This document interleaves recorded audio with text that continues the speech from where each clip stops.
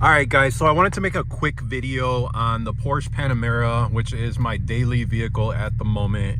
And I've been chasing a problem for weeks, not able to get the car to start. Basically, what was happening is I would turn the key and I would keep getting all these different faults popping up on the message here, like transmission faults and a bunch of other faults. And when I turn the key, it does nothing. Didn't try to crank. The shifter wouldn't release. That's why it's all taken apart right now. And after weeks and weeks of trying to diagnose this car, I came down to the body control module. It's kind of dark, but I have it hanging right there. Basically, we took that apart, replaced the terminal 15 relay in there, and it was literally doing the same exact thing.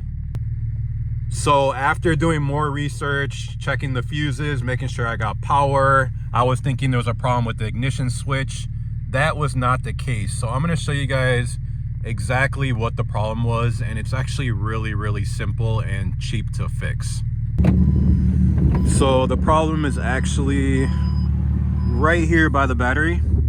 There's this little cover right here. Basically, you just push these 3 clips down and then you could pry it back. The issue is this relay right here. All I did was tap it with a screwdriver.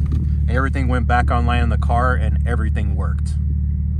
So I'll give you guys a closer look of the relay. It's gonna be this gray one right here that needs to be replaced. So I hope that helps somebody in the future so you don't have to go through the same headache I went through. If you guys experienced anything with this, please comment below. I'd love to hear about it. Don't forget to like this video and please don't forget to subscribe. Thanks for watching.